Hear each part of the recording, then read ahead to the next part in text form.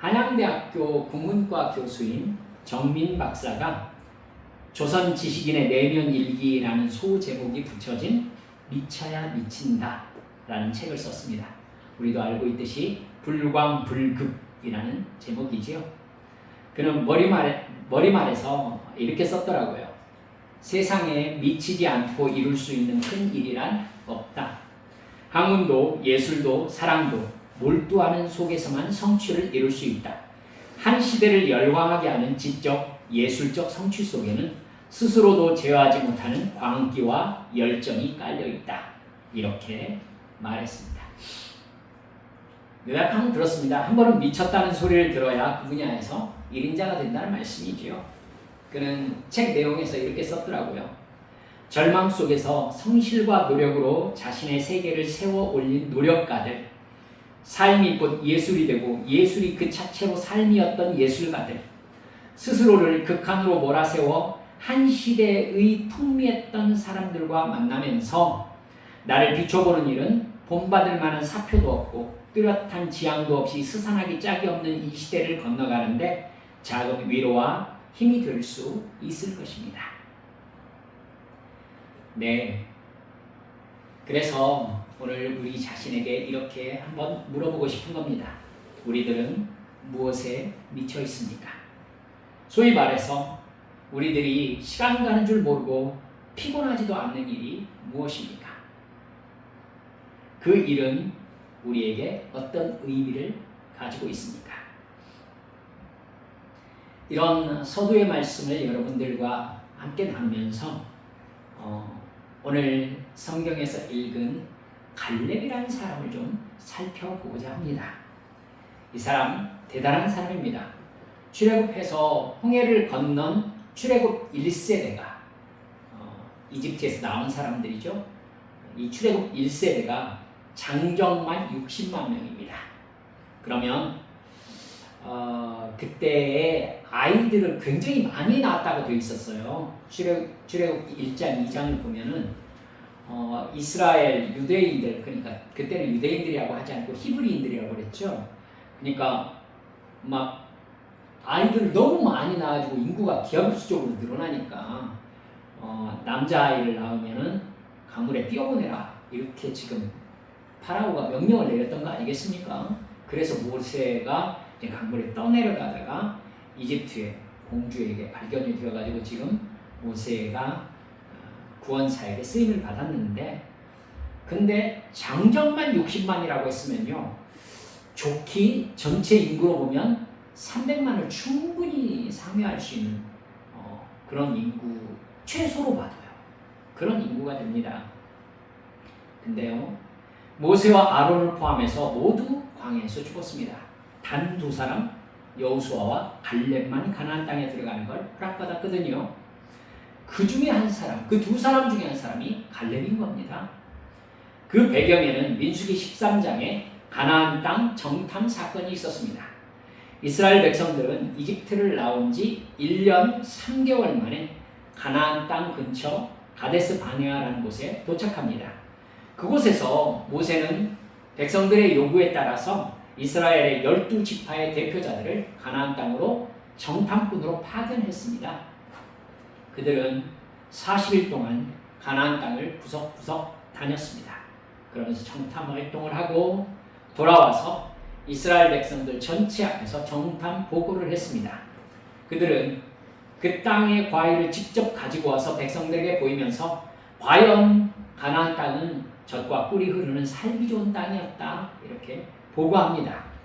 그러나 큰 문제가 있긴 있었다. 그 땅에 사는 사람들의 군사력이 정말 대단했다는 것입니다. 그들이 쌓은 성이 정탐꾼들의 보고를 보면 하늘에 닿은 것 같았다 이렇게 표현하고 있어요. 엄청나게 거대했다는 것이죠.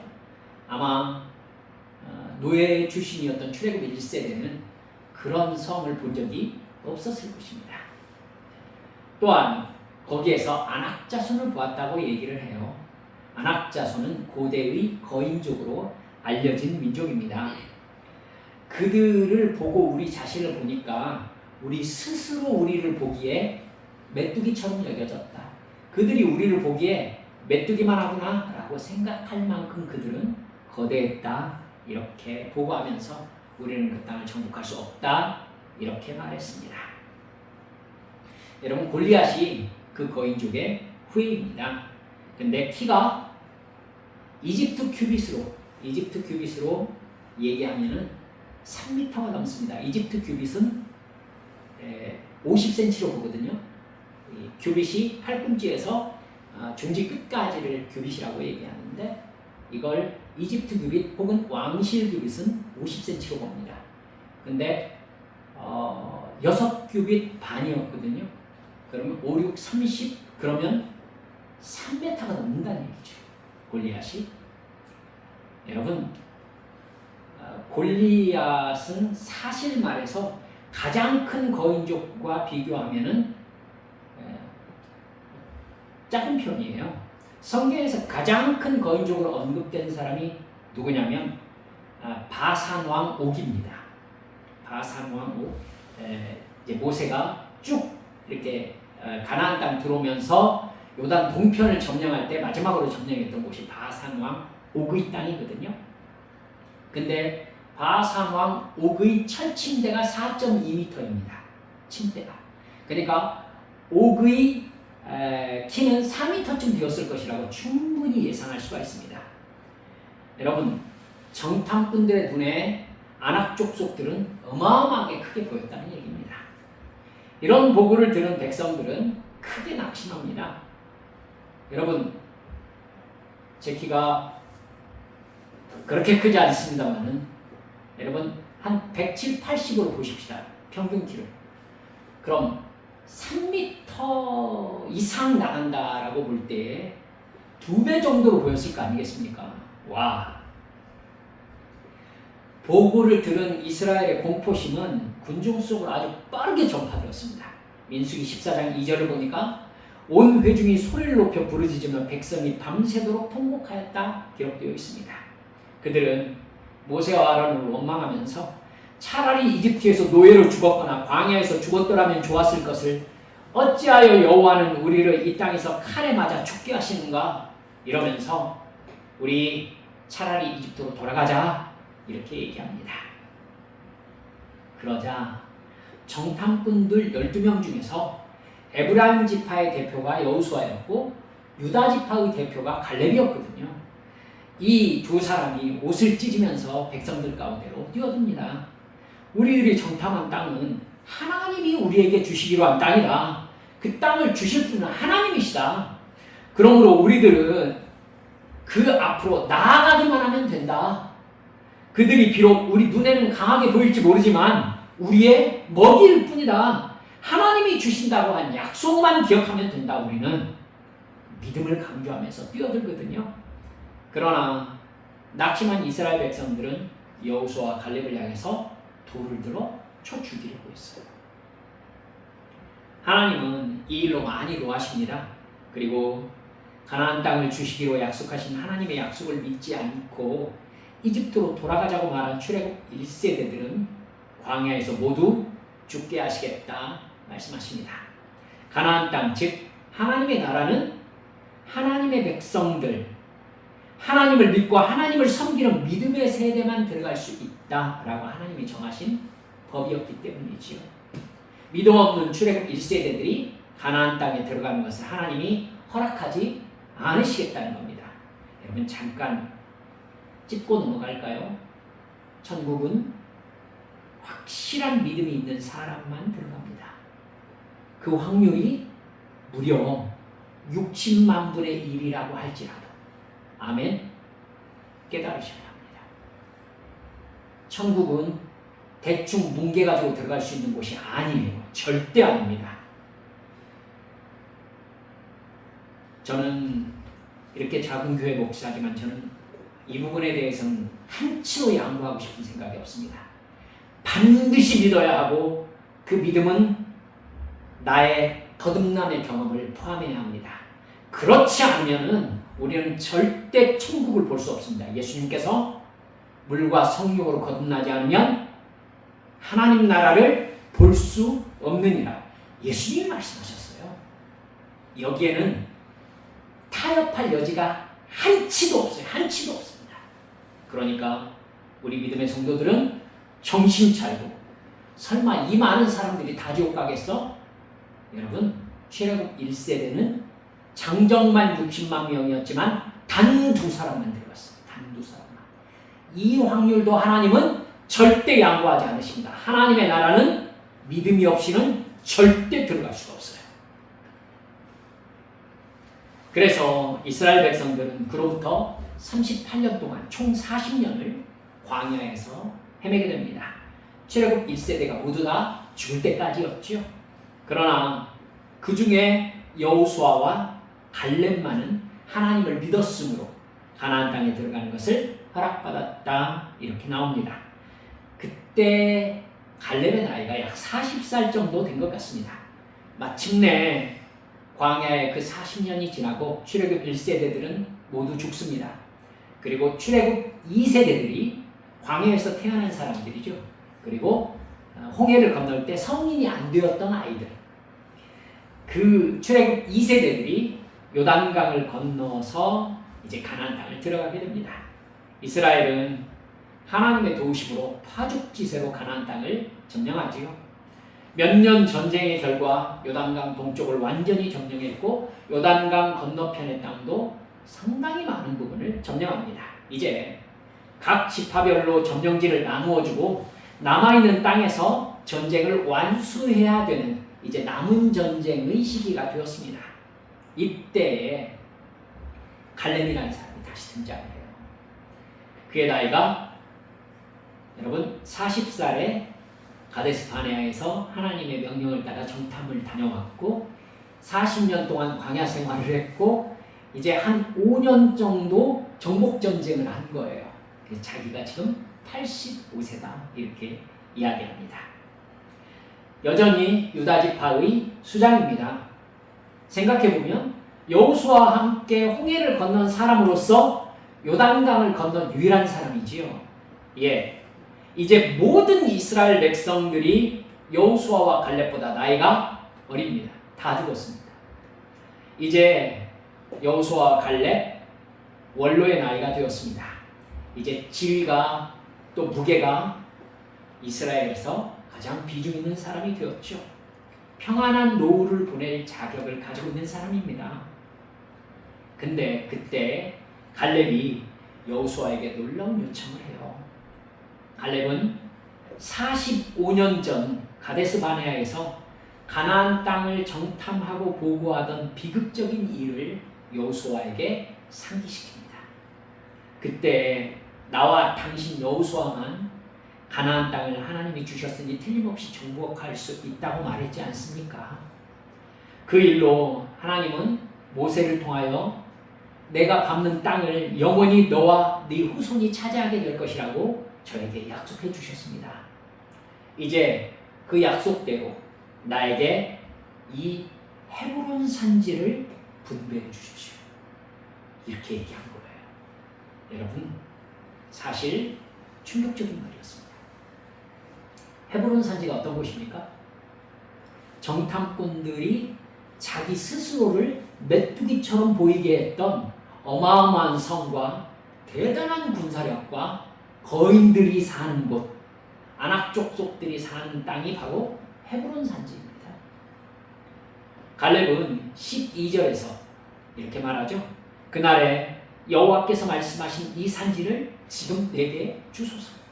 당신도 그날에 들으셨거니와 그곳에는 아낙 사람이 있고 그 성읍들은 크고 견고할지라도 여호와께서 나와 함께 하시면 내가 여호와께서 말씀하신 대로 그들을 쫓아내리이다.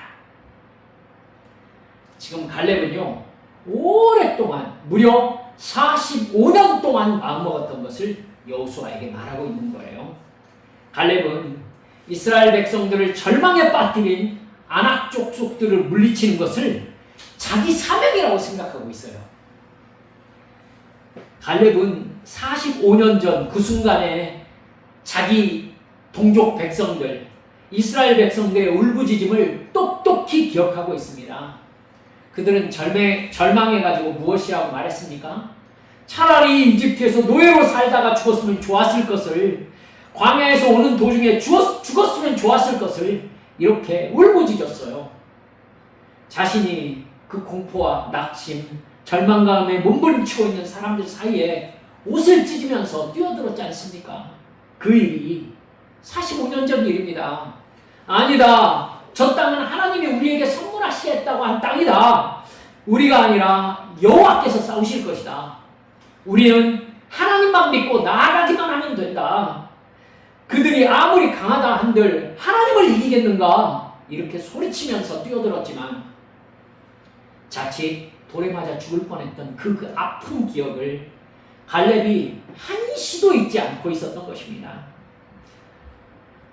끝내 출애굽 1세대들, 자기와 함께 홍해를 건넜던 사람들은 불신앙으로 모두 돌아섰고 그것으로 출애굽 1세대에게 다시는 기회가 주어지지 않았습니다. 그걸로 끝이었어요. 여러분, 출애굽 1세대는요, 그 다음날 하나님의 말씀, 그 엄중한 말씀을 듣고요, 하나님의 노한 말씀을 듣고 우리가 잘못했습니다라고 회개했어요. 그리고 우리가 지금 가나안 땅으로 치러 올라가겠습니다 하면서 순종을 약속했어요. 하나님은 뭐라고 그랬어요? 하나님은 너희들은 올라가지 못한다. 여러분, 잊지 맙시다. 하나님께서 구원을 거절하시고는 절대로 돌이키지 않으십니다. 무서운 분이세요. 그렇기 때문에 이 부분에 대해서는 우리가 철저하게 신앙의 약속을 지켜야 된다는 것입니다. 여러분, 갈렙과 함께 출발해서 홍해를 건넜던 출애굽 1세대는 이제 여호수아 말고는 한 사람도 남지 않았습니다.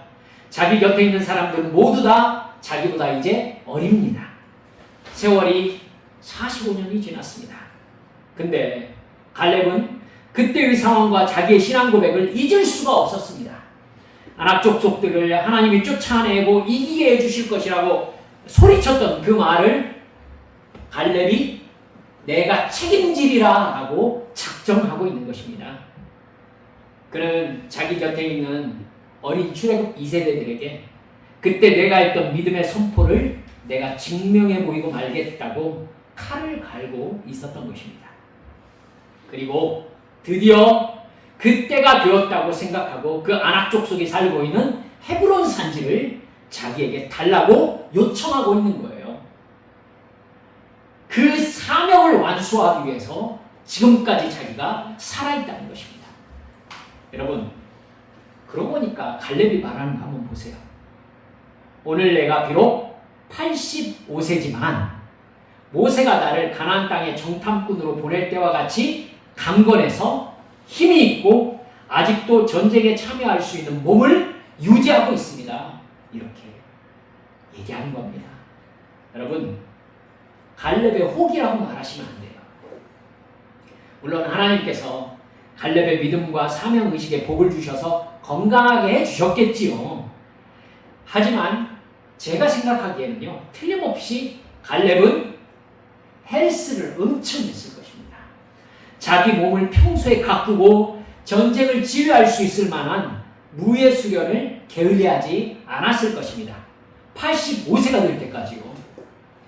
칼을 갈던 45년이었던 것이죠. 아낙 족속들, 그 거인 족속들을 내가 싸워 이길 것이라고 생각하면서 그 전쟁을 준비하며 지난 세월을 살아왔던 것입니다.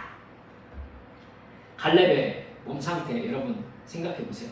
콜록거리면서 손을 부들부들 떨고 있으면 지팡이를 짚고 여호수아 앞에 나와가지고 나를 헤브론으로 보내주소서 막 이래봐요. 그러면 여호수아가 그러라고 했겠습니까? 하나 남은 자기의 친구인데. 하지만 13절 보니까 뭐라고 합니까? 여호수아는 기꺼이 갈렙에게 축복하면서 강력한 아낙 족속이 살고 있는 헤브론 산지를 갈렙과 유다 지파에게 배당합니다.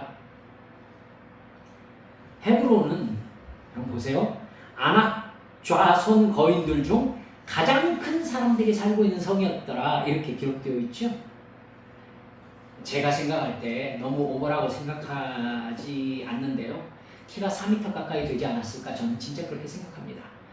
이 바사나 옥의 크기로 볼 것 같으면 가장 큰 사람들이었다.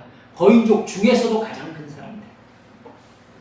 여러분, 여호수아가 생각하기에 갈렙이 이길 수 있다는 확신이 없다면 여호수아는 가장 친한 친구이자 동지를 죽음의 장소에 내보는 것이 되는 거잖아요. 그러니까 갈렙과 마찬가지로 여호수아도 하나님께서 갈렙에게 헤브론 산지를 점령하게 하시고 거인족을 이기게 해주실 것을 확신하고 있는 겁니다. 그리고요, 드디어 갈렙과 유다 족속이 헤브론으로 진격했겠죠. 그리고 전쟁 이야기가 쫙 펼쳐졌으면은 진짜 무용담이 됐을 건데 14절 15절은 정말 허무합니다. 사실 전쟁 상황이 어떻게 벌어졌다 한마디도 없이 헤브론이 갈렙의 소유가 되었다. 헤브론의 거인들은 거인족 중에 제일로 큰 사람이었다. 그 땅에 전쟁이 그쳤다. 그리고 끝입니다. 이거죠. 누가 싸웠다는 얘기입니까? 갈렙과 유다 족속이 애써가지고 막 점령했다는 얘기예요.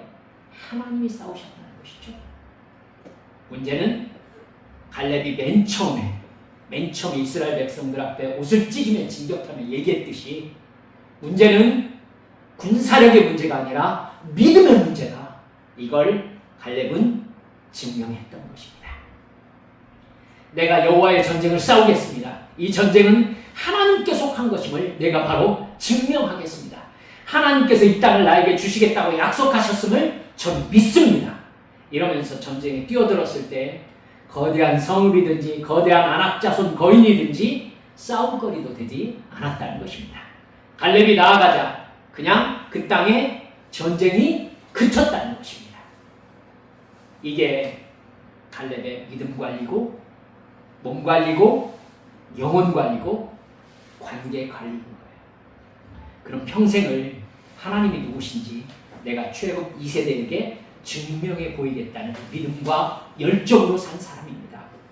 하나님의 약속과 그 약속대로 행하실 하나님의 사랑을 믿었기 때문입니다.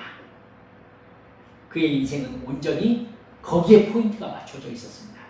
갈렙은 바로 이 순간이 자기 인생의 목표였던 것이죠. 이 순간을 위해서 살았던 것입니다. 그러니까 갈렙은 이것만 생각하면 자기의 존재 이유가 불타올랐던 사람이었던 겁니다. 여호수아 14장에는요. 갈렙을 표현하는 반복된 말이 있어요. 14장 8절 9절 보실래요? 갈렙이 하나님 여호와께 충성하였으므로 나옵니다. 그리고 14장 14절 보면 그가 이스라엘의 하나님 여호와를 온전히 따랐습니다. 신명기 1장 36절은 이렇게 표현합니다. 오직 여분네의 아들 갈렙은 온전히 여호와께 순종하였은즉 그는 그 땅을 볼 것이요. 여러분, 갈렙의 순종은 하나님의 약속에 대한 순종입니다. 충성입니다. 그 어떤 상황에서도 오직 하나님의 약속만 붙잡는 것이죠. 이게 바로 믿음입니다. 갈렙은 오직 나의 의인은 믿음으로 말미암아 살리라 하나님이 말씀하셨던 그 말씀의 증인이었던 겁니다. 하나님의 말씀, 그 약속의 말씀에 붙잡혀 살았던 사람, 하나님의 약속에 미쳤던 사람이 바로 갈렙이었던 겁니다. 여러분, 나중에 갈렙이 점령한 헤브론은 이스라엘 전체에서 남부의 최고 도시가 됩니다. 그리고 유다지파 출신인 다윗이 초창기에 이스라엘을 다스렸던 수도였습니다.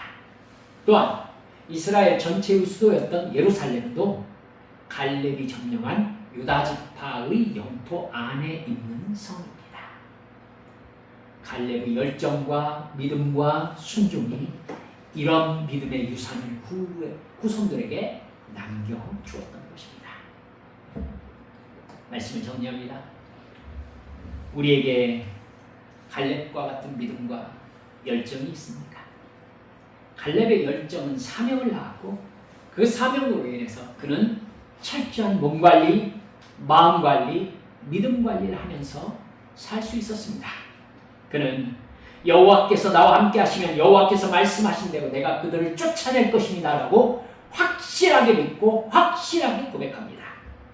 85세인데도 청년보다 낫습니다. 이런 믿음에 하나님은 그에게 기름을 부어주십니다. 하나님이 역사에 사용하신 사람들 모두 다 이렇게 열정의 사람들이었습니다. 우리 사랑하는 성도님들도 갈렙처럼 열정의 신앙인이 되어서 말씀에 붙잡힌 순종의 사람들 모두 되어주시기를 주 예수님의 이름으로 축원합니다. 이 시간 함께 기도하십시다. 여러분, 그 사람이 시간 가는 줄 모르고 열정을 가지고 있는 그 일이 바로 그 사랑입니다.